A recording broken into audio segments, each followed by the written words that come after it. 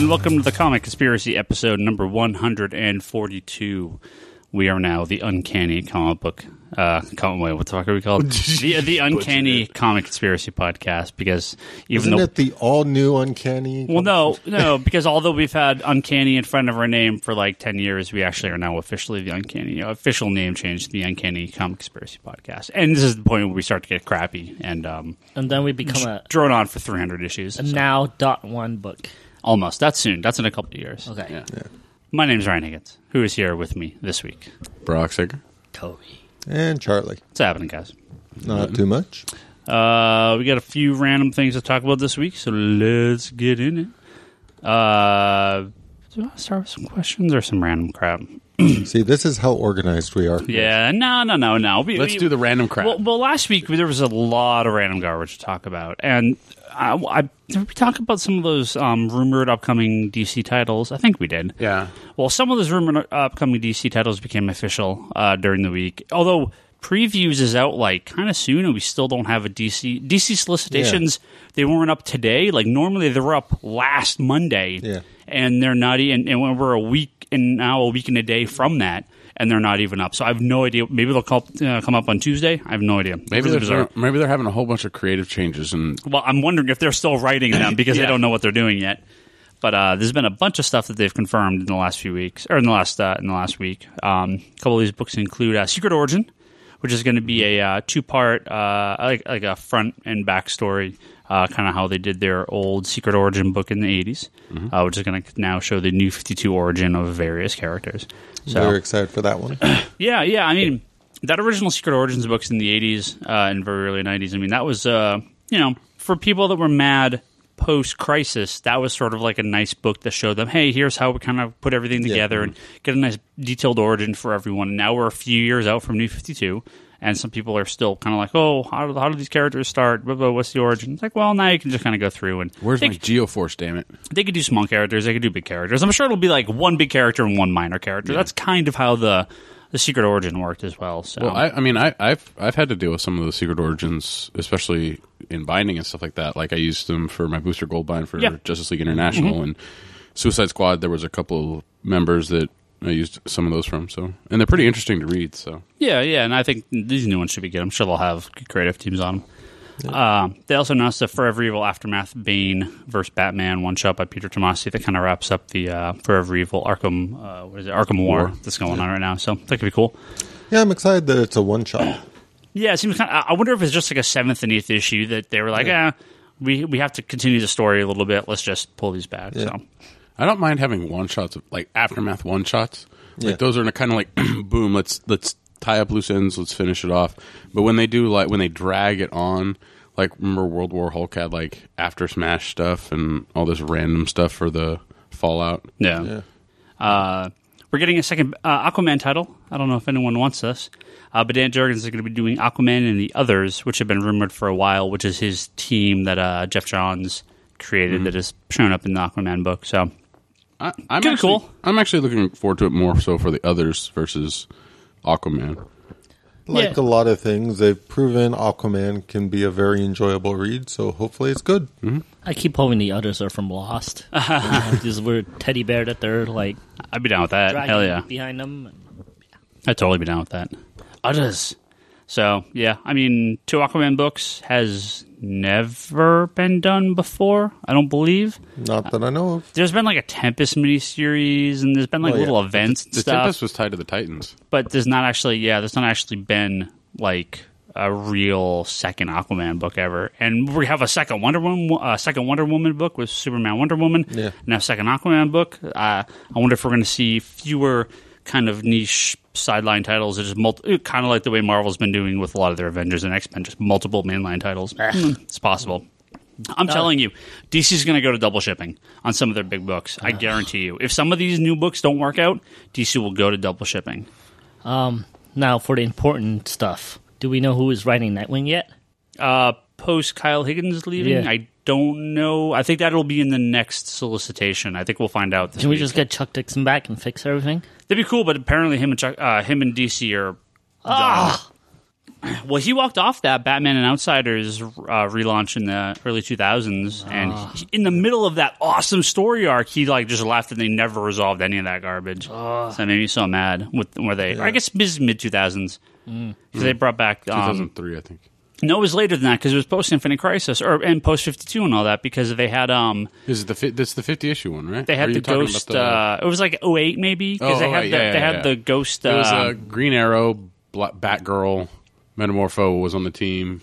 Well, the right, but the arc that specifically I'm talking about is the one with the Ghost Detectives with Sue Dibney and and they just dropped that story, which was so. I am really sad that Kyle Higgins is gone off that book, though. He was good. Yeah, he was very good. I liked his run. Well, he seemed sad that he's off that book now. He is one of the few creators that have been on since issue number 1 of a New 52 book, and he really likes the Nightwing character. Yeah, it's one of his favorites. The only other book I want him to see him do is Batman Beyond. That'd be cool. Well, he is. Oh, is he? Yeah, I mean, he's doing the Batman, the relaunched Batman Beyond. Oh, okay. Is he actually doing the Batman? Yeah, he's doing the Batman Beyond universe. It's running right now. Okay, cool. Yeah. I mean, I haven't. I'm not a big Nightwing fan, so I haven't read it. But whenever I've gone to read tie-ins and stuff, I've always enjoyed it. So, the other two big. These ones are a little bit bigger for DC. Well, one, Scott Lobdell's leaving Teen Titans and they're ending Teen Titans, which is they're ending it. Yeah, apparently. Hopefully to relaunch with new Teen Titans. Honestly, I really don't know anything memorable except for issue 1. The whole run's just sort of been. Even the crossover with like Legion Lost, like the culling thing. I liked. I did like the direction they were going for a little bit, but it felt like nothing really ever happened in Teen Titans. They turned Teen Titans into kind of Gen 13-ish. I kind of didn't feel like these plots went anywhere. The characters didn't really. Nothing happened to them. They were just sort of there. There was no defining arc in any of that run. They were using some okay characters. I like what's her Skitter. She's cool. I like Bunker. He's okay. Mm-hmm. They brought in fucking Danny the Street, which is like the most obscure character of all time. Like they were using some I didn't mind these characters. It wasn't as bad. I'm talking to Dan Jurgens. It wasn't as bad as like that '90s Dan Jurgens Teen Titans series with like Argent and Risk and all that. Like these guys they seemed okay, but to me that sums up the entire run. It was just okay. It didn't. Well, especially those early arcs where they're like, oh, well, we have Superboy, except now we're fighting Superboy, and then we're helping Superboy, and then we're fighting Superboy, and now we're fighting Wonder Woman, or Wonder Girl. It's like, why don't you guys just be a team and go fight something else? Like, I don't know. It felt weird. And if they're ending it, I mean, we talked about them bringing back Wally West, so but maybe Wally West going to be hella different? Is he like Blue Superman now? I don't know. But maybe like it. I'm aware he looked like it, but I'm just waiting for the issue to see what they really actually do. Yeah, no one knows what's going to happen. But maybe we'll see a slightly more traditional Titans team because, like Superman, Titans is one of the books where I feel like they just really dropped the ball on it. I know they wanted to change it, but it just didn't. It was okay for a while, but it just, long term, just didn't work. Surprise, my favorite run is still the Jeff Johns run. Oh, of course. With the Lou Force Superboy storyline and all that good stuff going on. That was freaking awesome. The John stuff was amazing. Yeah. But kind of two sort of bigger changes or new titles. They're going to have Justice League United, which is a replacement for the Justice League America book, which surprised me they're canceling that book. I thought they'd have all three, but which takes the Justice League team. They're not Justice League Canada, however, they are partially based in Canada, but they're based all over the world and the galaxy. And Animal Man joining the team, and Supergirl is joining the team, and a new Adam Strange. So new 52 Adam Strange. I'm so excited. I love Adam Strange. He's one of my favorites. Now all they need to do is get Starfire. Well, she's around. Didn't they already have a new 52 Adam Strange? I don't think so. Have they? Has he shown up like randomly in one issue that I forgot about? I don't know. Now it's going to drive me crazy. Well, it's like I'm reading this article, this linked here from USA Today, and they were saying something about introducing like a new version of and a reintroduced Adam Strange. Okay. So if he appeared in another book, I don't remember. But they're going to be a little more cosmic with this, so it's going to be less just Justice League America was sort of supposed to be kind of the Justice League. Like, I'm surprised they kind of got rid of this Black Ops Justice League because they never really, again, post-John's run, they kind of didn't stick with that plot. It sort of went away. Part of the problem is the fact that they barely... Forever Evil. Basically, even going into like the Trinity War and that kind of stuff, they had just sort of got the team together, and it immediately was the place to set up the Trinity War and Forever Evil and everything. So, yeah. I mean, if they kept it, they could keep it as Steve Trevor's team, because I mean that's one thing in the book that I've liked, is that it's kind of focused. There's a central point of Steve Trevor's character with that book. Well, this seems like it's Martian Manhunter, Adam Strange, Stargirl, Supergirl, Green Arrow, and Animal Man. So, for Brock's joke earlier about Starfire, I didn't get it at first, but you're talking about Animal Man, Adam Strange, and Starfire. That was fucking awesome shit. Were a huge part of 52, which was an awesome run there. So I'm surprised you didn't catch that. I did. It didn't click right when you said it. But probably one of the bigger pieces of news to come out of these new DC, and I'm sure we'll see more of this post Forever Evil as we finish it up here. But Lex Luthor is going to join the Justice League. Yeah, I'm very excited for that, actually. So he's going to be kind of like run the Justice. Well, maybe not run it, but he is going to be obviously. The stuff I read made it seem like basically it's going to be one of those general sort of power struggles between Batman and him, because Batman's not going to let him just run it unilaterally, and Lex Luthor's not going to let Batman run it unilaterally. So I mean, we can assume Lex stops the invasion from the crime syndicate in Forever Evil, and so due to popular demand, he is now a hero despite his and is put into the Justice League and is kind of forced to be part of this team, which sounds cool. And this sounds, not exactly, but similar to Norman Osborn in the Marvel universe when he took over the Avengers. But here they're putting him in a place where they're appeasing the masses, but also having the most powerful people around to watch him. Right, but forget Norman Osborn. It was in a similar situation, not exactly the same, but very similar. I'm not going to talk about Captain Cold joining the team. Oh, and Captain Cold as well, which is awesome. But that must have been like the only Jeff Johns. I could just imagine being like, "Look, I'll keep writing Justice League for another couple of years, but I'm putting Captain Cold on the team." Okay, like that's it. That's the only way. Well, I mean, I guess you can get away with it because, like Black Adam is like a known kind of terrorist and this like kind of war criminal in the Middle East. Who else is on that little film? Bizarro is like just this alien, or like not even an alien. He's like a clone. Yeah. So they can kill him or they can write him off or whatever. And Black Manta is like a known kind of terrorist. So Lex Luthor, and then maybe. I think Black Manta, from what I've read and what I remember, is it feels like he might go to Suicide Squad. Yeah, it's possible. They were talking. Amanda Waller was talking to him during all this stuff. So I'd be curious to see what they do with this. I mean, that seems like a really fun. That seems like a really fun run. Marvel's got some stuff coming up, but I think one of their biggest things I'll be curious to see if this works is Chris Claremont is back. Funny enough, there's episode 142 being the first issue of Uncanny X-Men. Are you going to put it up as the Uncanny Comics comic conspiracy? So then Chris Claremont, having written those issues, is going to be doing a new Nightcrawler comic. I mean, Claremont has not done anything for Marvel for a long time. It's been a number of years now. And I wonder if he's still got an exclusive contract with Marvel. My guess is he basically has a contract with Marvel that says it's like Stan Lee that says, "Look, you basically created this version of the X-Men, and you've made us so much money.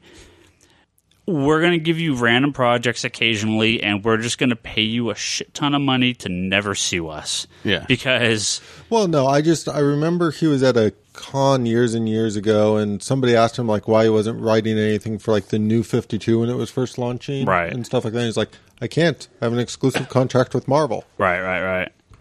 So, but he didn't specify how long that contract was for or anything. Lifetime. So, now, if Stanley dies and was resuscitated, does that constitute the end of the? Does he come back? Does he come back? Because it's technically not. It's his second life. It's not his first life. Well, we'll see what happens there. Bleeding Cool. This past week. You came back, you beat death, but no money for you no more because the contract is no longer holding up. That would suck. What? Bleeding then Cool. you will die for real after that. .com, who likes to put up a lot of kind of rumors and spoiler stuff here, put up an interesting article about the possibility of a $4.99 price point from some of the big two in 2014 as a regular priced comic. That it has been a number of years since $3.99 sort of became, especially the standard from Marvel. It's not a standard. Lots of Marvel, but much more than half at this point. Still to this day, if I look down and I'm iffy on the book and I look at the $3.99 price, that's more than likely I put it back. Let me get through this, and then we'll have this discussion, because DC is still holding a lot of their books at $2.99, but more and more are starting to slip to $3.99. Marvel is now, I think it was like 60-40 $3.99, maybe 75-25. It's definitely a number of the books that were $2.99 pre all new Marvel Now #1 are now $3.99 and come with that digital code. They say $3.99. That first jump was Avengers in 2009, so that it has been it'll be 5 years since we've had any sort of price increase, any sort of real price increase from Marvel and DC. Now, I totally think $3.99 must be, he also says something here about, like, Marvel and DC have been experimenting with these like $8 books. Yep. Which is twice $3.99 for double shipping. DC did it with Detective Comics 27, with Batman 25, and Batman like 27, right, or 26 or whatever. Batman 27 something, or 24 was $6.99. Yeah, there was a couple issues that were overpriced. Marvel did it with Spidey 700. They did it with something fairly recently. Well, their .1s are always... .1s are like $6.99 or $7.99. Oh, the .1, yeah, the Marvel .1. Well, Miracle Man was how much? Miracle Man was $6.99. So we've always seen these way higher price for prestige format books, for oversized books. So that's fine. But the idea of $4.99 being the standard for a 20-page comic. Now, it used to be the indie books were always about $1 more. So when Marvel was $1.99, the indies started going up to like $2.50 and $2.99, and Marvel and DC kind of trailed behind it. Now it's flipped, where Image is still, a lot of Image books are $2.99 or $3.50, and Marvel is getting almost, very close to being, much more closer to being all $3.99. In DC, we're seeing more. There's 10 books, I think, maybe at $3.99 at this point for a standard 20-page regular DC Universe book. So way more than there I just feel like the price jumps up so high, so big. I mean, it was like $1.99 to $2.25 to $2.25 to $2.50. I don't think there was a $2.75. I went straight to $2.99. There was a small brief. Well, there was real brief. But you know what I mean? It was quarter increase, and all of a sudden it went from like $2.99 to $3.99. It wasn't like $3.25. Right. It was $3.99, and now we're going to go $3.99 to $4.99. Nah, come on. Now, I don't think we will see $4.99 on a 20-page comic. I don't want to say 2020. But it won't be this year. It won't be next year. It'll be a couple more years till we see that, and that again will be one book as a test. It won't be across the board right away. $3.99. There's always been these breaking points where I refuse to pay more than 75 cents for a comic book. $1, that's ridiculous, right? These things have always happened. I would have done the quarter from $2.99. I was happy. Let's be real. $2 to $3 were my happy point, right? Yeah. After that, I was when I really started kind of noticing and complaining. But honestly, if they went from $2.99 to $3.25, no one would have said a word. Yeah, no one would care. And then from $3.25 to $3.50, that would have been normal too. Maybe to $7.5 would have been normal too. But going the whole $1 and then jumping on another $1, that's when I have an issue. Well, I think that's. In the past 5 years, you've seen this increase in the cost of books. That $3.99 price point. But we've also seen an increase in people trimming down their pull lists.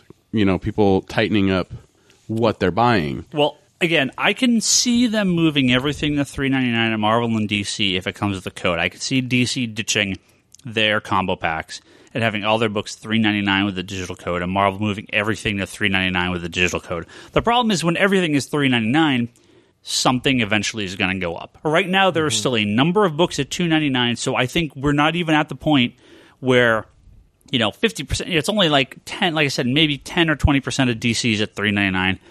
When they are 100% $3.99, I think at that point we could start wondering who's going to go $4.50, who's going to go $4.99. But I don't think we're at that point yet. I don't know. Still years off.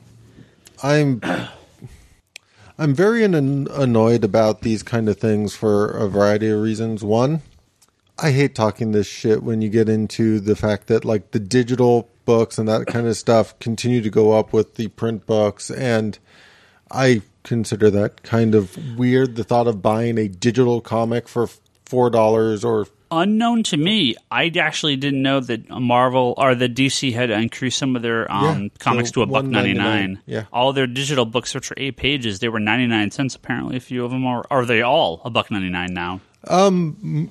I think basically most of the ones that have been under some sort of relaunch have been going to the $1.99, but part of that is the fact they've been ending some of the other ones like Little Gotham and such.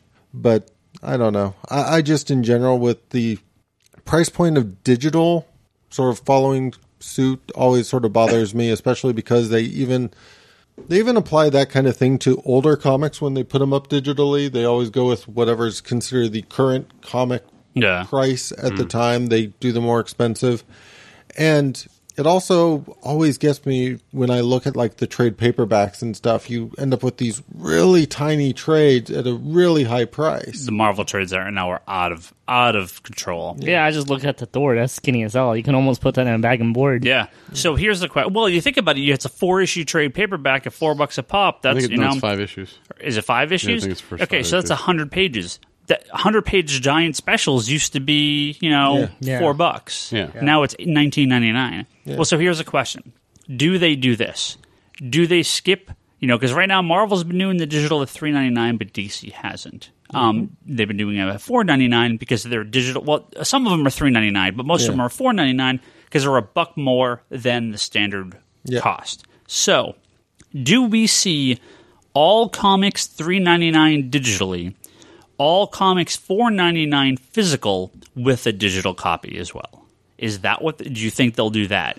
That will be the justification to keep the price, the digital price, from being $4.99, but keep the digital price $3.99.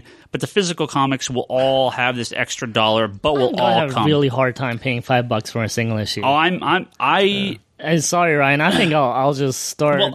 Saving up for the omnibuses and just live my life that way. Well, so here's what I think is funny. So we've seen increases in sales, in the single issue market has gone up and stuff like that. Part of that is there are just more books on the market, right? There are a lot of new titles out there. So this 10% rise in price, or this 10% rise in sales last year for single issue comics, some of that has to do with the fact that there's a lot more books. Some of it has to do with this. So last week, a prominent retailer, not us, on a private retailer forum. So I'm not going into the specifics here. However, listed overstock that he had, that he had acquired, because of a situation where a store was ordering what appears to be for the variants. Oh. This led this prominent store to have something like 250 extra copies of AVX #1, right? A notorious bottom line seller, right? Some of it was 10, 20, 30 copies now, here. Did this retailer also say how much he was selling those variants for? Did he make up for the cost of the extra ones? That's not this is to clear stock, right? Okay. But some of it was like 75 copies of Alpha #1 and #2, which... who the fuck cares? Like, did they even have variants for that? I have no idea. I was like, what? Infinity, right? By the case, thousands of extra copies of Infinity #1. Ugh. Because they were, again, ordering for variants. Hundreds of copies of every issue of Age of Ultron. Again, because ordered for variants. Now, we may have seen some good increases in sales, but if you look at it, look at a Marvel #1 with its 6 variants and its Daredevil variant and its white cover variant and all this crap, and then look at issue 2, which has like 1 variant. and you will see about a 50 to 60% drop in orders for a lot of those. Some of it is naturally just stores, I order 10, no, I order 5. But some of it is stores ordering thousands of copies for these crazy high-end variants. Now, you multiply this by 10, 20, 30 stores, you're suddenly getting 20, 30,000 extra copies on this that are never in a million years going to sell. So this 100,000 launch is actually 60 or 70,000, right? Yeah. And this has always kind of been there, but it seems like it's way more prevalent now. So, does this market, can it even handle this an increase like this, where we're seeing, the sales are being goosed so fakely and so obviously that the real numbers are when you cut out the variants 12 issues in and you're selling 25,000 copies, right? Can we handle a $5 20-page comic? That is insanity. Like, I wouldn't know what to do at that point. I mean, there have been these price increases, and every time I laugh, and I'm like, yeah, but you're going to buy it. The $2 to $3.99 price increases was where I went, whoa. Like Toby said, if it was $3.25, whatever. No one cares. $2.99 to $3.99, that made me pause. $3.99 to $4.99, you're out of your mind for a standard 20 to 22-page comic. Out of your mind. I completely agree. Yeah, I mean, there's multiple times I've checked out of books just for sheer interest. At $2.99, there's a lot of impulse buys. I'm like, you know what? It's $3. I'll buy it. Well, isn't 4 and 5? That's not going to be an. If you go back to the '90s and you look at like Avengers, you have this run where there was like a buck, $2.99 because it was like those foily covers and stuff like that. So these books have always existed where they've been ridiculously overpriced. Yeah. This always happened, whether they're 80 and 100-page giants, which were like 60 or 75 cents, which were, again, priced 3 times what they were normally, and they were all reprints. But, again, so these have always existed in some fashion, but this, to see these prices at this point, because what happens for this double-sized Detective Comics? Is it $9.99 at that point? That's a trade. That's Saga Volume 1. Yeah. Like, no, that's madness. So I have a weird question here that I don't know if you have any clue the answer to, but have other sort of print publishing markets seen like this? Because, I mean... did you buy magazines? Magazines are ridiculous. So, I mean, Toby, you still buy magazines from time to time. Rarely, but I feel like they're still about the same ballpark there. Ironically... $10.99, $11.99 for like, those are not the magazines I buy. Not. How much would a Wizard magazine be right now? Yeah, it would be like $8 or $9. Really? Oh yeah, absolutely. I want to say I still buy Slam magazine, and it was always around $5, and I want to say it might be $6 now, but I mean, I've been reading that magazine for like a good 20 years now. I've seen some magazines have gone up, like, again, because you're talking amount of copies out there, who's willing to pay. But magazine prices have gone up pretty substantially too. So, not everything. I splurge on occasionally on like a surf magazine, like it's full photo, it's pretty fake, and if it's $8, but it's literally like a photo book with color pages all the way through, and it's like 200 pages big. I mean, that I understand, but I usually still stick to my $5 magazines. Otherwise, I mean, you're talking about like Detective 27 jumping up to $7.99, but it's a significant issue. It's in the middle of the. It's 100 pages. It's 100 pages. Right. It's like for what the price is now. 80 pages, I think. For what the price is now, that jumps pretty much what the jump was before. Or maybe it was 64 pages. I don't remember what it was, but it was much bigger. But I guess, like, my thing is so we'll go back to the detective example. So they didn't, and you get into the Spider-Man 700 example as well. When those books came out, based on the number of pages, they didn't exactly, like, okay, so it's 3 times as many pages as your typical issue, but it's only twice as much. Versus, and this is what gets me with, like, the trades and stuff, as we said. When you get into trades where you're like, you can't tell me that a trade costs twice as much as it costs to print that. No. And yet, like, you see that price based on, like, those issue costs. And well, no, that's the problem. If you're talking something like the Thor trade paperback for $20 for 5 issues, and that's because they're $4 a pop times 5 is $20. Yeah, that is, and that's where these $20. That's where it becomes ridiculous, because at that point you're talking reprints, you're talking something that shouldn't be at that price, and now you see sort of how expensive some of these titles are. Mm-hmm. And I guess my question becomes, just because they seem to have this sort of mentality going forward right now of, this is the price for a comic. It doesn't matter if it's a reprint, it doesn't matter if it's digital, it doesn't matter if it's in the trade. And that just breaks my brain in so many ways. When they start raising the price on this stuff, I always start doing the math. I always start going, okay, so they've dropped the number of issues that go into this trade so they can still keep it at this price because they're pricing it per comic. And like, well, the thought early on was the comics break even, the trade paperbacks the profit. But as we've seen with so many comics, and this doesn't need to be a Wolverine Max trade paperback. It's not going to sell. It's never going to sell. The book doesn't sell. The trade's not going to sell. Well, it comes down to you just got to create quality again, right? Right. So that's where the problem is. Something like Batman that sells and sells and it sells in ridiculous quantities because of the quality of it. So it makes sense.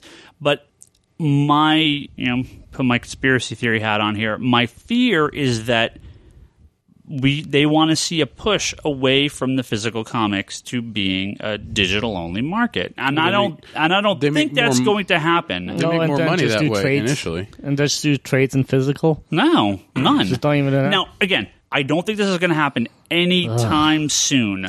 I'm scared of the future because they're. Well, no, hold on. Because it's not going to happen anytime soon, because the physical comics still sell 100 times more than what the digital ones sell, but the profit margin on the digital is way higher. But this is the thing I've noticed is, and you don't have to deal with shipping, you don't have to deal with printing, you don't have to deal with all these other problems. This is what I've noticed with digital is, like, a lot of people will use digital to try something out. Like, they'll use digital to be like, oh, let me see if I like this. We see digital. I try it on digital. I like it. Cool. I want to get the actual issues. So, right. I see this all the time. And the thing is like Marvel, where they go, oh, we're $3.99, but you get this digital code. How many of those codes are redeemed? DC, you see a guy right here that redeems them all the time, sir. Well, DC had a thing that said, I don't know if this is how public knowledge this is, but only about 10% of their digital copies get redeemed. So all those combo packs, they about 10% get redeemed. Is the number I heard. Is that just Charlie redeeming? Because they're treated like variant covers. Well, that's the thing is the combo packs, like, I thought was a great idea, because look, you're paying an extra $1 to get the digital comic. So this is a separate thing.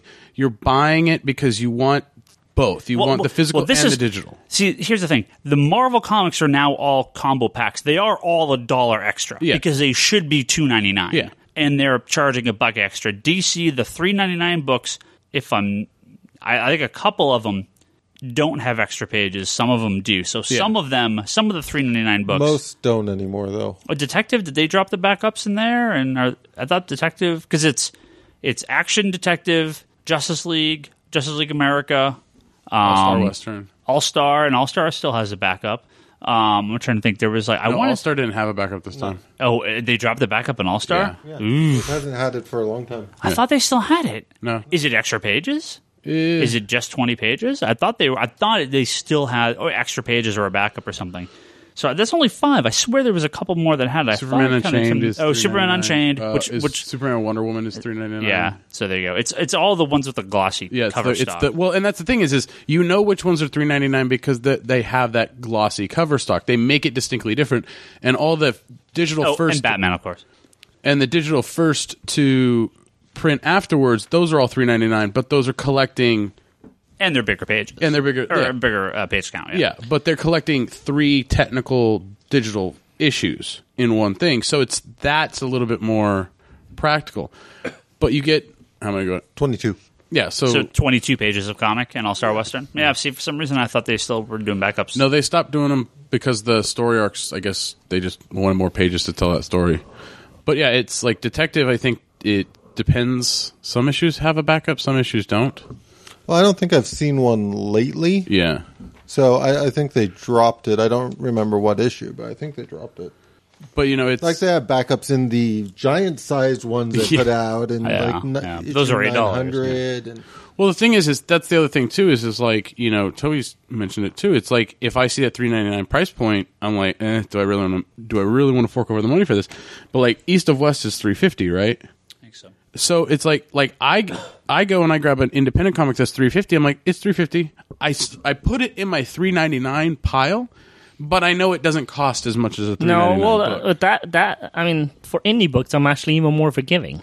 Well, yeah. Like, you know, for a $3.50 indie book, I'm almost like, it's an indie book. I'll give them the extra 50 cents. But like, I read East of West, and it's like, I feel like there's enough pages that I can justify buying this book at $3.50. Yeah. You know, like Dark Horse has always had that $3.50 mark on their books. They had it for a while. So I'm like, that's just their standard. So going to Dark Horse, you know, wasn't that big of a deal. I mean, they've dropped some of them down to...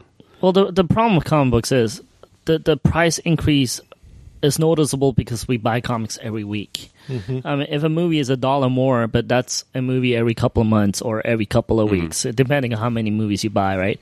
I mean, the minute $1 more on a comic book, though, that's a weekly kind of thing. That's very noticeable. But you're also talking about a 33% price increase. Imagine if movies went up to $18. Well, yeah. Well, it's also I mean, if you look at it this way, it's like you I mean, like, video games have been the same price for how many years now? They've been $60, $50. Well, I mean, they dropped. I mean, if you remember back in the 80s and 90s, or 80s and very early 90s, they were like $75, $80 for some NES, Super Nintendo, Genesis. Absolutely. Yeah. Well, and what's funny now? I wasn't here. See, I grew up in Europe where SNES games were $149.99. Yeah, they were super expensive. So, you know, it's weird, and that's actually a great point, because we've seen things like Steam, the iTunes Store, right? We've seen the Apple Store. We've seen these things where 99 cents or free is the standard. And that, I mean, for video games, it's a hard perception, because putting down $60, you've got to be committed to that, right? Yeah. But for comic books, it's like they're fighting the wrong way. Now I am totally against. People are like, oh, if all comics were 99 cents, they'd sell millions. No, they wouldn't. No. Let's be honest. They would never sell those numbers again. They would sell more because people would buy more, because now that I don't have to dish out. Well, here's what would happen. I don't have to dish out $2.99 for a book. I can dish out $2.99 and get 3 books. Right. So here's what would happen. The same amount of people, you would sell a little bit more, right? The same amount of people would just buy more comics, spending the same amount of money or less, because a lot of people just buy what they want. Yeah. So if what you want costs $50 or $15, well, you're just going to pocket that $35. You're not going to go spend more, because a lot of people that buy comics are just like, just buy what I buy. I don't care. All right. So, and that would cause stores to have to order more work, and it's never going to happen. But I think going that, you know, we're still at the point where if gas became $5 permanently next week, I think you could argue that $4.99 for a comic is reason. That would make sense. Yeah, it's funny because it seems comics and gas kind of stays the same price. In recent, we've seen as high as $4. We've go closer to $3, and it's been wavering there. We're about $3.60 here in the Bay Area right now. So it kind of goes back and forth, but we're right around that price. So I mean, again, I really think that is the price that they need to stick at. They should stick to minimum wage. How much minimum wage goes up is how much comics are allowed to go up. Sure. Well, I think the other thing is Toby, you addressed this, is if you see a price tag on a comic that's $4.99, right, you're going to be standoffish about getting it, but now you're going to be even more standoffish because you used to be able to buy 4 comics, right, but now you can only buy 3. Well, either way, there's a budget, right? It depends on how much you make. And I haven't gotten that kind of a raise where I could just justify $1 more a comic book with the way I buy comic books. What happened with comics? Oh, to what you were saying, though, about 99 cents is that you'd see an increase, but I think you would also see people being a little bit more, I'll try that for $1. Absolutely. Right. So it's but you wouldn't make up the sales for a 66% price decrease. No. But I'm saying, like, that's kind of what you're saying is, like, there needs to be kind of, we're fluctuating, but there also needs to be that understanding that if you're going in the upward direction, you're hurting yourself more, you know. So it's kind of like you need to stay at that sweet spot. Yeah. Now you can argue that some of this price increase over the last decade or so is because they're using better paper, better quality paper. I argue that that's actually the exact opposite because it's a lot of garbage. Because they're now using the standard paper. Everything is on this type of paper and cover stock. It used to be newsprint. It's like my example is always black and white film. Just because it's older doesn't mean it's cheaper. In fact, it's more expensive because no one uses it anymore. Right. So if the print comic books, it's actually cheaper or no price difference to print on this paper stock they currently use. So the argument of, oh, well, they're nicer and blah, blah, and flashier and blah, blah, that's fine. The argument Joe Quesada used was, if we don't pay our employees more, they're just going to go to DC. Well, that argument doesn't exist anymore because if you don't pay your employers enough, they go to Image. Yeah. And the books are $2.99. And the books are $2.99, and they make 10 times as much money. Well, so and the thing in Image is actually the creator gets to set the price point. Exactly. So it's like this point where all the arguments for the price increases of comics have kind of gone away. So digital is the new reason. Oh, well, we throw a digital code in there. That justifies the dollar, right? But Marvel doesn't even release its numbers as to how many of those codes are redeemed. No, they don't need to. But I guarantee you it's quite a few. But if $3.99, all comics, all digital codes, I accept this. Mm-hmm. I would accept that, but that's your cutoff for the foreseeable future. Yeah. It would be years before we see a price increase, and that's only if, again, there is a major force that changes the nature of the single-issue comic that adds something like better paper quality, better cover stock, or digital codes. Yeah. Those I accept as initial reasons for the increase, even though they've now become standard. But like if something else would have to happen. If tomorrow All-Star Western, Batman, and all the $3.99 DC comic books all of a sudden had a digital code, I would be like, sweet. Like I'd be like, awesome, they have digital codes now. Yeah, I think this is where we are headed. But justifying it as Marvel did before, where they're using it to kind of be like, oh, well, you're getting a digital code at this price when most of those books should just be $2.99 anyway.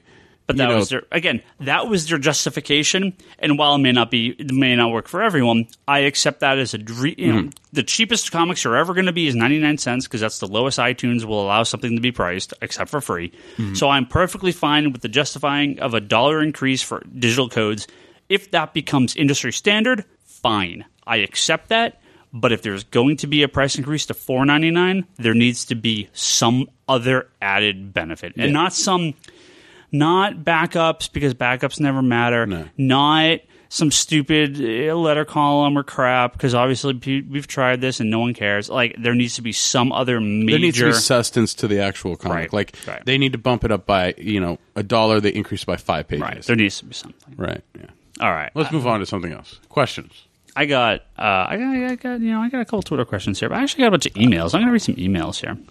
This is from Jesper. Emails, we're really going back. I don't know who says. I just want to say one more thing. Image is looking better and better by the minute. This is actually from yesterday. So he says, I've been interested in starting reading Sandman. I heard a lot of great things about it, and you guys talk so highly about it. Boy, did you write into the right podcast for that. Yeah. So could I jump into Sandman right now without reading the previous comics? Thanks a lot, and keep up the great work. I'm assuming he's talking about the Sandman Overture, which is a current miniseries, and we've discussed this in the past, but while I feel you can, you probably shouldn't. No.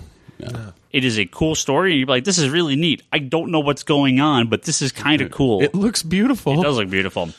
I would say grab the first issue, read it. If you're like, this is neat, go get those trades. Yeah. Sandman, Volume 1, Preludes and Nocturnes, is one of my top, I think it was like our top 12 or 15. I can't remember what number it was. It was one of our top-selling trade paperbacks last year. And it's 25 years old. And it's 25 years old. Yeah. It will always be one of our top-selling trade paperbacks. Like, that book just sells and sells and sells. You need to keep that in stock. If you want it in hardcover, there's multiple ways. Yeah. So I always recommend that book. Toby, you need to read Sandman. You need to take some time to read the old stuff. Okay. What are you talking about? You and I need to reread it, and Charlie needs to reread it. Like, this is even though I was going to leave it for the end. I told you I tried long time ago. Yeah. Like when I first started reading comics here in the States. Even though I was going to talk about it at the end of the episode. Let me see. I'll try again, right? Huh? Make it your book up pick. Oh! You'll have to read it. Oh, for Sandman, yeah. I'll try. I'll give it a shot again. Even though I was going to talk about this in the podcast when we brought up Sandman, I should say this is a good point to mention that it should be up this upcoming Wednesday, the Heroes and Villains episode 54 podcast, which I was on previously talking about Speedball, in which Charlie has been on the past talking about Galactus and... Was there a second one? And Green Lantern. And Green Lantern. You know, we just did a Tick episode without you. Does he know? What does he know? No. How big? Charlie Smash. Charlie. I sense a Charlie Smash coming. Okay. Charlie's a very big. I'm just fan. waiting for the. Okay I'm now, waiting for but the just wait till he Geo-Force goes home. episode. But we did a nice, very long episode about Neil Gaiman's Sandman, Morpheus. So that should Well, and hopefully you just be up went to Wednesday. that cartoon And I did- museum thing that had, We talked about that briefly, which right? I need to get up there. Yes. So lots of Oh, Sandman is the Star Wars recently. still playing on? And I- Can you see him? No, No, the this is Sandman. Yeah, but the Star Wars thing is still on too, Yeah, right? yeah. Okay. And while we're talking about the podcast, he a couple times mentioned, he's like, "Oh, do you remember this character? This villain or this kind of hero that he worked with?" And I was like, "No, I don't." And then the second he talked about the plot, I was like, "Oh, okay, yeah, I remember." The names just weren't coming to me. There was a couple of them. I was like, "I remember that, but I don't remember the whole thing." It's been a very long time Yeah. since I read Sandman. Sandman I is need something to. that you reread every few years. I need to. I really need It's to. so good. This is from Lee. Says, as adults, do you guys... Adults. I obviously wrote to the wrong podcast. Maybe legally, but in the eyes of the court, we're adults. Hey, this year, we can actually run for president. Nice. Oh, yeah. Huh? Well, not Toby. You're a year younger than us, right? Me, Brock, and Charlie will all be 35 this year. You old fogey. we So, dude, tell me about it. It's sad. You old fogey. It is bad. Like, I had the conversation earlier before we started recording oh shit, I can never do anything again. I can never get another job. I can never, I am done. It's over. Like, no one would ever hire me. Like, I can't ever do anything. I can't start anything. Right? No one would hire you because there's you're that. you. Yeah, that's true. But, I'm done. It's over this year. It's done. 35, over. Nothing. It's all downhill after that. I'm only a year behind, so you're not making it sound very appealing. You're I'm like, no. You're going to get your ass in gear, Toby. It's man. happening soon. I'm gonna party like there's no tomorrow from now until I'm 35. I'm just gonna get alcohol poisoning, and it's gonna be all worth it. I'm gonna blow all my money in Vegas. So Lee says, do you guys find you guys read comics too quickly? By that I mean you're not letting the images develop in your mind as you were taking in the story. I can recall issues. I do that with book club picks. Otherwise, I actually take my time. I can recall issues that I read as a kid and play them back almost as animation in my head. Nowadays, I seem to forget nearly everything I've read in an issue by the following week, and certainly a month later. That is because I don't read them 20 times anymore. Well, he brings this up. Do you think this is part of being overly saturated with so much media as a nerdy adult, or do you think we all just have better imaginations as a kid? I know, he says, these days when I know a book is good, I have to actively tell myself to slow down and take it all in. I know from personal perspective, I tend to just rush through stuff because I have so many other things I want to do that if I stop to smell the roses, I'll never finish anything. Yeah. So, I'm like, okay, I'm just going to beat this game and done. Okay, I'm going to marathon this TV show and be done with it. Okay, I got 10 comics. Just, oh my God, there's so many words on this page. I just want this to be over. So it is fair. When there is a Sandman overture, it took me an hour to read that book because I was like, okay, I exactly what he's talking about. I needed to slow down and read it as slow as, and actually absorb the words. I think what I'm going to do with Sandman Overture is I think when issue 2 comes out, I'm going to reread the first one. issue and then read 2. Because I think that, like you said, there's just so... Well, there's also been a 6-month break. Yeah, But there's just so much that you said it earlier, there are so many comic books out there, and we're reading stuff. My reading pile is normally, what I read week to week is 20 to 30 books. Not to mention that I'm reading a trade or rereading, when I normally pay attention is when I get to the trade. And that's when I kind of have everything together, and I kind of, I'm reading it at a decent pace, but that's where I'm kind of absorbing more of it. Well, God bless Marvel's recap pages, because that's the only way I ever remember stuff. When I'm reading DC books, I'm generally like, well, yeah, I know something happened in the last issue. I kind of remember this. Now, I have a question. Does halfway through, or quarter way, halfway, or 3/4 of the way through, does something click and you go, oh yeah, or do you just read through sometimes and go, I don't know what the hell happened, but whatever. Sometimes, absolutely, yeah. Well, I can say this. I remember everything from the Jeff Johns Green Lantern run vividly. Oh yeah, and there are definitely ones that. Well, it's because you've read it like 50 times. Yeah, no. There are definitely ones here that work. Charlie, I want to read this out to you because it's a Twitter question. I figure you would like this. This is from Ryan, who says, "Any thoughts on the Red Sonja and Pub, the manga style one shot by Jim Zub and Jonathan Lau?" It is guaranteed to be awesome. I figured you would enjoy that. Yes. So let me read. I got a couple more here. This is from Christopher. Yeah, Paul. We got plenty of time. I'll read a few more emails. Try to actually get through a few of these emails. Emails? Yeah, it's like we're actually doing emails. That's the surprise. This is from Christopher, who says, "Dear conspirators, thanks for reading my letters in the past. I haven't written you in a while, but I'm still listening to the podcast and loving it. Thank you." Thank you. I was wondering if I could get a shout out. Hopefully he still listens to us now that we're uncanny. Yeah. I was wondering if I could get a shout out for a couple of books that I'm loving, but that weren't mentioned in your year-end shows. Ongoing books I think deserve some attention are Revival, which I read a little bit of.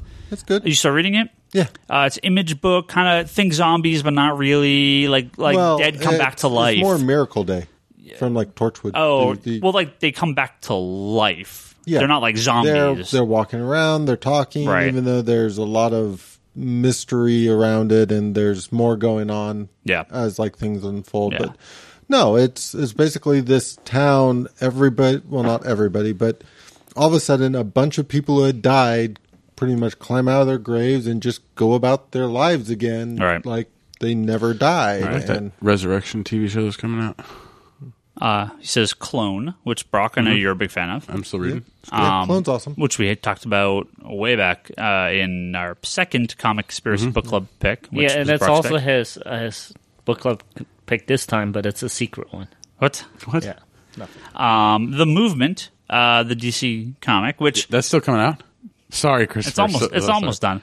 And there's Gail Simone, and I read the first issue and I thought it was okay, but it felt like it just didn't feel like it belonged in the. Like if this was an independent book, I think it would have done really well. It just was stuck in the DC universe, and I don't think it does. I just feel it doesn't fit. It felt like an excuse to throw a Gen 13 character in the New 52. But it just feels. Honestly, it felt to me like it. Every once in a while, I'm reading a book. It doesn't matter if it's DC or Marvel or Image or whatnot. That feels like it came out of another time. Mm-hmm. And this very much felt to me like a lot of the stuff I was reading in like the 90s. Yeah, it was not a bad book. It just feels so out of place in the DC universe, and I have no idea why this is a DC book. The issues I've read have all been enjoyable. Yeah. He says a new series he would recommend would be Zero, which that's the Alex Cott book from Image. I actually haven't read that. Is that any good? It's good. Okay. I've enjoyed it. What's sort of the... It's kind of like a spy assassin kind of deal. It like each issue's dealt with different things. So like the first issue was like in the Middle East, and there was a guy who like these super powered guys who were bombs and stuff, and the character had to defuse the situation. No pun intended. But the second one is kind of like it shows his beginnings is like being raised to be this way. And then the third one was kind of a op he went on that went bad. And then the last one was just another kind of random story. They're really, really interesting, but I don't know really where the book is going. And then there's like a whole like page or two of like classified text documents at the end that half the time I skip over. So I don't know if I'm not very good about back matter these days. Yeah. Red Sonja. Being the new Gail Simone Red Sonja. And I read the first couple. I liked it. I didn't keep up with it. Yeah. So I like the first issue a lot. Yeah, I wanted to continue it. Yeah, a lot of it's like I kind of compare some of it to like Xena and that kind of stuff, just in the way that they built up sort of the Red Sonja, the good warrior princess, and well, I mean, it feels like kind of cheap to be like, oh, it's Gail Simone. Let's give her all these female characters because she's also got the Tomb Raider book coming out from Dark Horse. I'm waiting for that, which I'm hoping is fun. Yeah, it's just. I actually really liked the Top Cow Tomb Raider book. I thought that was a lot of fun. The old one, yeah. I actually liked it. I mean, it wasn't great and awesome. Yeah. And it was just fun to read. Yeah. I don't remember which one, but one of the Tomb Raider books back then had really good art. Oh, that was a two-parter with one of the painted artists. Yeah. That was a two-parter. I remember being uber excited when that was coming out. Yeah.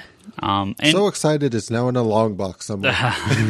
And he also recommends Afterlife with Archie, which I know I'm a big fan of. I think, Toby, all of us, I don't think you've read that, though, have you? Wait, was it? Afterlife with Archie. It's the zombie Archie book. It's really good. It's awesome. Like I thank you for an actual Archie book. Yeah. I haven't actually, but it's not over there with the Archie books. It's over there. It's like the PG-12 rated Archie comic. Like it's not PG-13, but it's like PG. Does it mean Betty and Veronica are even hotter now? Well, it's drawn not realistically, but very more straight. It's something I can't remember his first name. Francavello. The guy art's I love it. It fits the book. It's dark. Art is amazing so on this. He did Guardians a few issues ago. Terrible. It was terrible. Yeah. No, I wanted to thank. I didn't actually thank you. Thank you for recommending this. Like episodes and episodes ago when you were just like, oh, and there's this book that you should check out. Again, it's called Afterlife with Archie. One of the rare books where I just reorder and we sell and like every week someone comes in and grabs 1 through 1, 2, now 1, 2, and 3. Characters just based off of Archie, or is this actually Archie? No, it's Archie Archie and Jughead and Veronica and Betty and it's all about Sabrina. Like brings the undead horde to Riverdale. Yeah. On accident. Yeah. How's this work? Did they get the rights for it, or it's being done? It's published by Archie. Oh, yeah. It is. Yeah. It's great. Also, cool. Has anyone on the podcast read the latest issue of Talon? Which I'm not sure what that would be. 16, maybe 14. Well, that's just 14. Yes. And which they see the return of Batman Incorporated in his pages. I haven't, but I didn't know Batman Incorporated went anywhere. I mean, I guess they haven't. Not really. It didn't do anything. Started downplaying it. Yeah. They haven't talked a ton about it. I am still of the on the side that says Batman Incorporated should have Batman and the Outsiders. Outsiders should be like the main group, but that's just me. Well, nice. Side note, I have liked the Talon book a lot. I'm still reading it. It's okay. I mean, I think it's It's one of the ones that is canceled or like. Did the final issue of Talon this was the final issue, right? Or no, they're like 17 or something. I think it's still a few months out. I don't think it's over yet. Okay, maybe in I'm wrong. the event I'm actually glad that it's basically turning into a mini series because I think it works better that way with the way they've. Well, they're supposed to be doing the Talon. They're going to be doing a different Talon in the new story arc. No, so any event. Well, I got one more. I got one more email here to read before we wrap up. It's from Jonathan. It's from a couple months back. So, I talk about Mighty Avengers. Happy New Year. He says, I haven't heard you guys discuss anything about the Mighty Avengers, which is quickly becoming one of my favorite books from Marvel at quite some time, especially after reading issue 3. Ewing is doing a great job of building the team dynamic and making each character interesting. It's a fun book and reminds me why I began reading comics in the first place. I'm excited to see what direction it takes once it gets the mandatory Infinity tie-in out of the way. If you haven't checked it out, I would highly recommend it. Now, I don't want to talk bad about this book because I haven't actually read it. No. But my reason for not actually having read Mighty Avengers is because I feel it has been lumped in with 12 other Avenger books that launched around the same time. And I feel that Marvel has really tried to expand out this Avengers, and none of them take. Avengers Assemble, Avengers AI, Avengers, the Avengers, what is it? Avengers Arena, Mighty Avengers, Secret Avengers. Like, I love Secret Avengers. That's one of my favorite books. But all these books, they just don't sell. And, like, I think we have reached the point where, like, it's not the X-Men, where even midline X-Men books will still sell. I mean, they really are pushing this Avengers brand and franchise. And I'm like, they could be. Some of them could be great. Like I said, I love Secret Avengers, but there's no way that book's around in 12 months. I mean, they're relaunching it, and it's just going to die. Back when they redid Avengers before the Now, right? Like, they had Avengers, then they had New Avengers, and then they had Secret Avengers. Avengers Initiative. Well, no, not Initiative. That was after Initiative. Whatever. When they also did the Mighty Avengers for a while. Yeah. But like Avengers Initiative was something that naturally came out of what was going on Civil War. With Civil War, but it wasn't. It was basically going, we're training kids to be Avengers. So like the book had a purpose, right? Like Secret Avengers when they came out, it was the Secret. These are people are going on like Black Ops missions. This book is called Secret Avengers, but it's just called S.H.I.E.L.D. Yeah. Like I have no idea. It's called Secret Avengers to have Avengers in the title, but it's totally disingenuous to what the book is. It should be called S.H.I.E.L.D. and now I think would sell more than a 12th Avengers title. Now, Charlie, did you read Mighty Avengers? Like, did you like it? Is it good? Or I mean, it's okay. It's fine. I enjoy a lot of the dynamic that it has in there. It was actually something I was just thinking about when we brought it up. Is with the status quo changing with the Superior Spider-Man, I'm wondering how that, because one of the things I was enjoying in that book was the dynamic between the Superior Spider-Man pretty much going, you should all be listening to me. And this is a perfect example of the rest of the Marvel Universe completely ignoring a title because the Mighty Avengers have never shown up in Superior Spidey. It's always just the Avengers. And they're like, oh, he's on the Avengers. Yeah. They never say Mighty Avengers and never talk about it. Yeah. So it feels weird. Like this book almost, it's this weird sideline book that, like I said, I wish it had hit its audience, but I think it was just launched at a point where it was just overshadowed by so many other titles. And that happens so often where these potentially great breakout books get launched just under a mess of other things and never find an audience. As you said, I think like what this essentially is I want to say Heroes for Hire, but it's not quite Heroes for Hire, but it's closer to Heroes for Hire than Avengers to me at this point. But for me, I would be more interested in a Heroes for Hire book. Yeah. Because I've liked that concept, and what I've read of Heroes of Hire, I've enjoyed. So, but again, that's where you get into if you're lumping everything under Avengers, it's easy to overlook. If a book has a purpose in a family universe, like I can completely get behind it. Yeah. Right. Like Secret Avengers before, I really enjoyed because it was Black Ops. Initiative, I really enjoyed Initiative because it was like we're going to train the new batch of kids. Yeah. And it was a very, very interesting story that was going on in there. Avengers, it's like, oh, we're going to deal with time stuff again. And it bored me. Like, I was more interested in Secret Avengers than I was in Avengers when it was relaunched. Well, it's weird because stuff like Avengers AI feels like a plot line of a story that should take place in something like Avengers Initiative. Avengers Arena, again, same thing. Or, I'm sorry, not Avengers Initiative. Avengers Arena feels like it should be something from an Avengers Initiative, not its own title. Mm-hmm. It should be like just continuing that series. Something like Avengers AI should be a plot in an Avengers comic, not a whole separate series. Again, Mighty maybe should be a Heroes for Hire comic, but they want that Avengers tagline. So, but who knows? All right. Well, unless there's anything else, we're going to go ahead and wrap up this episode. Everyone good? No. Everyone needs to read Blue Estate for next week. Oh, Blue Estate, and you don't want to do a cartoon conspiracy so we can all look at you and go, okay. Yeah. Blue Estate, Volume 1, which is Brock's Comic Conspiracy Book Club Pick of the Month for January 2014. So go check that out. It's from Image Comics, published a couple years ago. Yeah, there's a couple trades. There's 3 trades. Just read the first one. If you could enjoy it, keep going. But I just want to give a try to the first one. Some of the artwork on the covers was what really grabbed me. Yeah. So beautiful stuff. I know you can get the first issue for free on Comixology, so you can download that through us. Cool. So we can, because we actually get something, I think, when people download those free comics. No? We get a little check mark that says, hey, they downloaded something from you, but we don't get paid for the free ones. No. But if you would like to download from us, you can get them at digital.comicsconspiracy.biz. And they have the trade available digitally, so. Plus, it's just better if you get in the habit of getting it from us if it's free or not. Exactly. We still get a little check mark that says, hey, we downloaded stuff even if we don't get paid for it. They still see that it comes from us, so that's cool. We're still like the top rated store because we have a podcast. I hope so. I have no idea. I mean, I don't see those numbers, so I have no idea what the other stores do, but I know what we do, and it's okay. Thank you, everyone, for being here. Thank you, everyone, for listening. If you'd like to hear this episode again or all our other episodes, they're available at geekbox.net or comicsconspiracy.biz. The Comic Conspiracy at geekbox.net is where you can email us.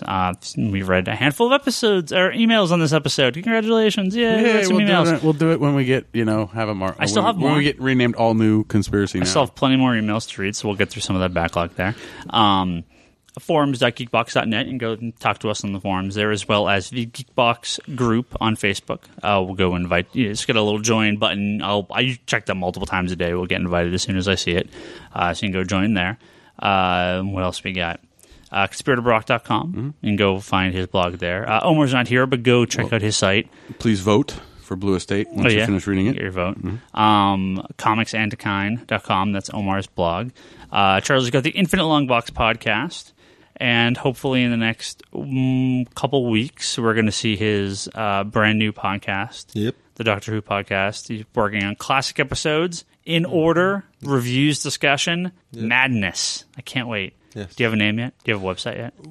Still working on it? So the website should be wanderinfourD.com. I believe we have that registered. Okay, you had to WanderinfourD. WanderinfourD. If you didn't register it quickly. Yeah, in4D.com. Right. Okay. That's the website that we were getting. And then assuming nothing causes any problems, since I think it's all set up now, but you've already recorded a few episodes, right? Well, so we recorded the first episode. We're not putting anything up till February, and it should be called Wanderers in the Fourth Dimension. Okay. I don't think it's set up with iTunes yet, so assuming there's no weird issue with the title, that should be the title. Fantastic. Go visit us all on Twitter. I'm Ryan Higgins Ryan. Brock is Brock Sager. Omar is Comics and Dakine. Bryce, maybe we'll see him next week, is Larson Bryce. Toby is Toby XI. Charlie is Insanity in Chaos. Go do all that. Go bother Ryan Higgins and tell him to give up his Twitter handle. Yeah. F you, Ryan Higgins. Ryan Higgins is fine. It doesn't matter. No, you want Ryan Higgins. Oh, I'll take it if I can get it. If I can get it, I'll get it. But just tell that guy, give it up, man. Yeah, give it up. He's a jerk. That's it. All right. Thank you, everyone, for listening. And we'll catch you next week for a brand new episode of the the Uncanny Comic Conspiracy Podcast. Kyle Rayner dies at the end of Injustice, Year 2. Oh, yeah. Do you want to talk about Injustice? No, it's next week. Justice. Spoiled. Yeah, whatever. It's fine. All right. We out.